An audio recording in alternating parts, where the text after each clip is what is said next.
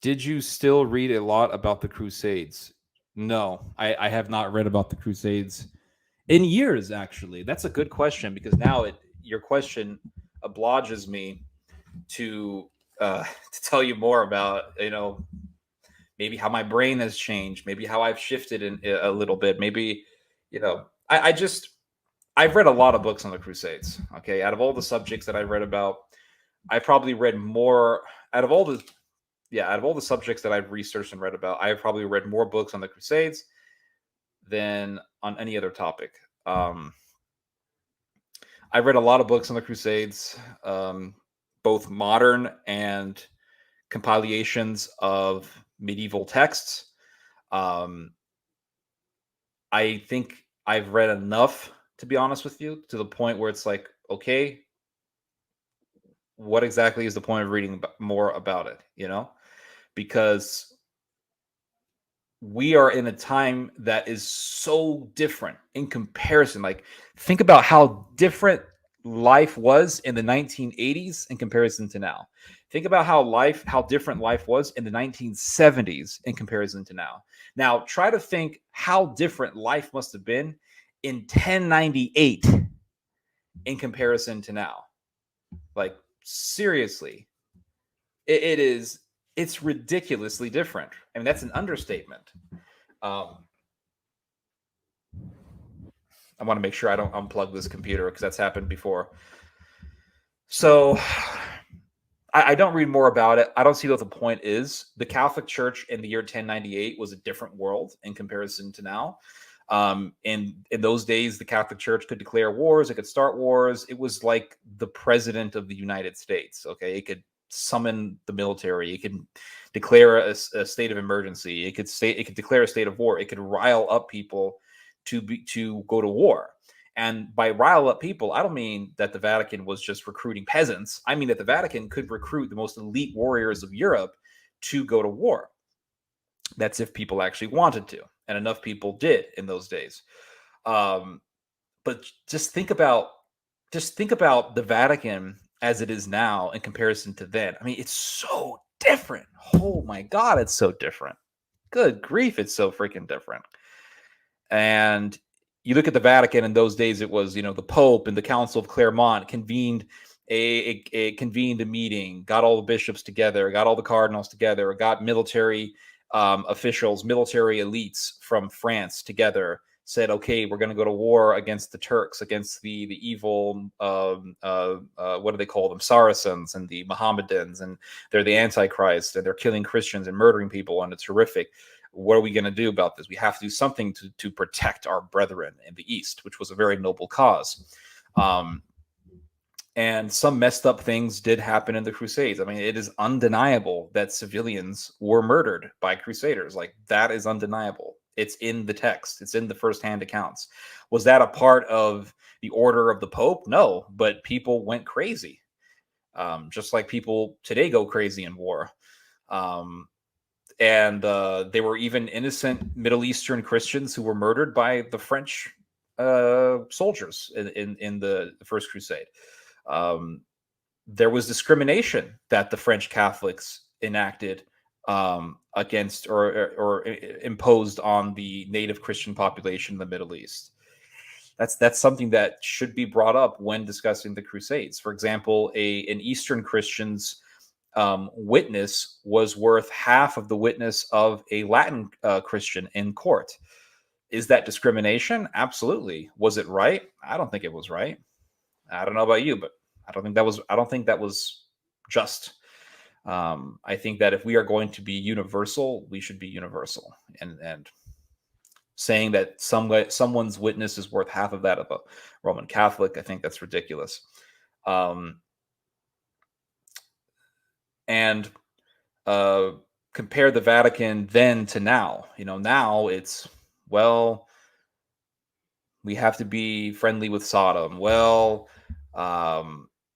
this priest molested all these children, but we're going to cover him up. Well, was it really that bad? Well, and you have all of these, equivocations that take place, all of this covering up that takes place, all of this, all of these excuses that are done for wicked people.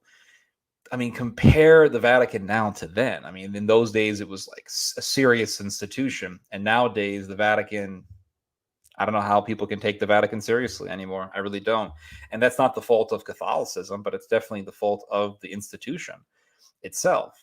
Uh, when you have just so much covering up of evil by people within the Vatican, by major people, cardinals and priests and bishops and all sorts of things like this. I mean, the fact that you have Theodore McCarrick, Cardinal McCarrick, covering up for a pedophile, and then he himself is a pedophile.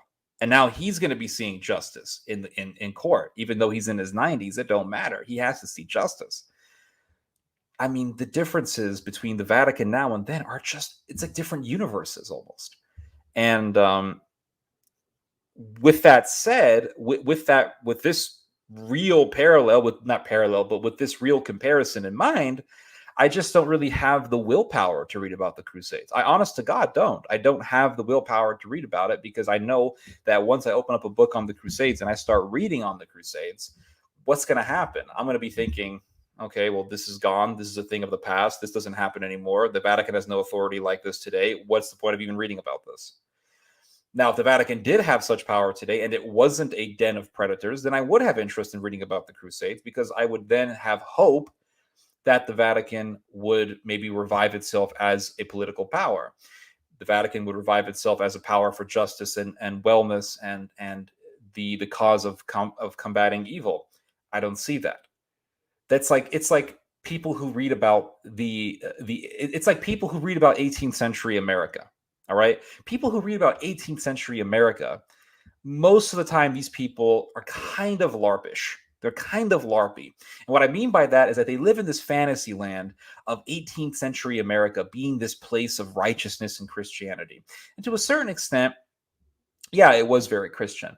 But at the same time, it's like we're living in a different America. You know, this is not 1790. This is not 1776. This is 2020, where people are 2020, 2021, when people think it's okay to destroy some innocent people's property just because some guy got killed by the cops.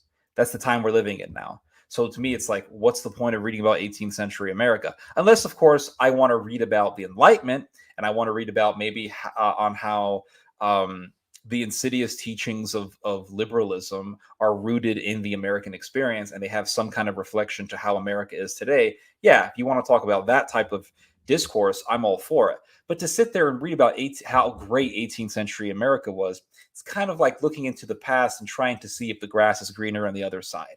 What is the point? You know, I just don't really see an interest. And maybe that's the cynic in me. Maybe that's the pessimism that lies within myself.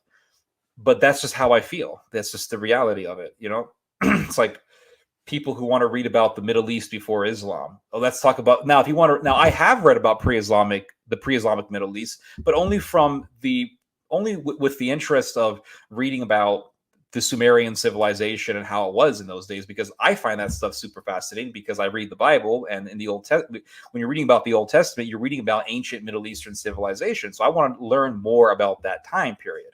I want to learn more about that era. How was the Middle East before Islam? That stuff just fascinates me. It really does fascinate me. But I'm not sitting there to larp or to think, wow, this is how the Middle East used to be before Islam. Wow, we should revive the ancient world. Like, I'm not into that. There are people who are that way. Most of these people are either Assyrian or Iranian, but I'm not that way. Because you're just pissing in the wind, as the English say. So yeah, that's the reason why I don't have the will. Now, the only reason why I would read about the Crusades is maybe somebody wants to debate me about the Crusades and they want to talk shit about the Crusades. Okay, fine. We can have a debate about the Crusades. But am I going to read about the Crusades to just look back in the glory days of the Catholic Church with the hopes that I could revive, or with the hopes that the Catholic Church could actually revive back to its glory days? No, that to me, you're just pissing in the wind. You're LARPing at that point. You're trying to grab straws, whatever analogy you want to bring up. That's what you're doing. So I hope that answers your question.